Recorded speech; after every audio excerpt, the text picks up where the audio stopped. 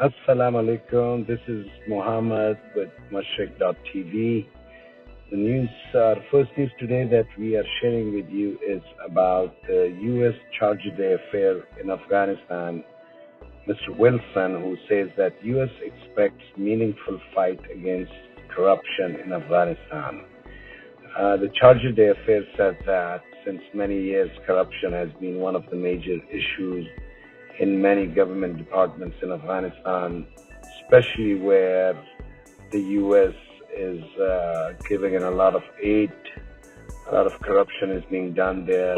And he also said that more than $2 billion gets wasted in Afghanistan every year in bribery and stuff.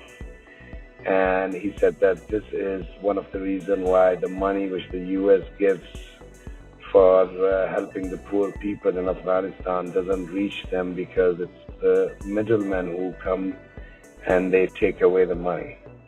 Our next story is about how the Vulisi Jarga in Afghanistan wants the Islamic Education Secretariat to be reinstated in the Ministry of Education. Some people are saying that maybe it is because because of the dialogue with Taliban. This might be one of their requirements or one of their conditions for the talks to have an Islamic Education Secretariat. But who knows? The Vulisi Jarga has demanded it, so there must be some reason behind it. Our next story is again about Afghanistan, where Taliban have killed 7 policemen in their captivity in Mazar-e-Sharif. These policemen were abducted from a highway, and later on they were killed. Very sad, but it's very interesting to know that Taliban are having talks in Doha with the government, with the Afghan government and the U.S., but still these sort of activities are taking place, so it is something very concerning. The next story is about how WhatsApp goes after Apple over privacy label requirements.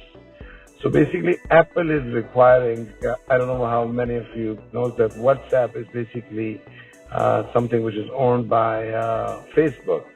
And they have an issue going on with Apple, who are installing these new requirement in their store, in their Apple store, and WhatsApp is protesting against that, because through that policy, customers will be required to give in their information, and they are concerned that basically the concern is about the privacy laws.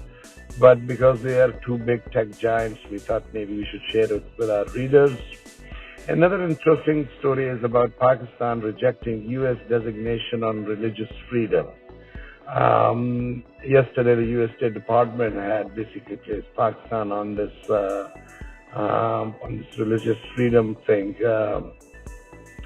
and this is every year. State Department comes up with this thing, and they designate certain countries every year where they believe that other people from different religions are not given their due share. So Pakistani Foreign Office has rejected this, and especially they're saying that the U.S. should look at things like what is happening in India, where the Kashmiris have been suffering and are in a lockdown and in a jail literally for last 1 year, but they're not facing such thing, and Pakistan is. So this is one news from Pakistan. Our next news is about Israel, who has halted the plan to label UAE a red state. Basically, the Israeli Health Ministry had planned to designate UAE as a red state, requiring them that any Israeli who visits the country to quarantine for 12 days upon return. And after Israel and UAE building their love relationship, the government took this action, and the Israeli government came in the middle and stopped the health ministry from doing that, because they thought that right now things are improving between the two countries, so why take such an issue? Our next story is about Pakistan and China doing air exercises, and they have just started.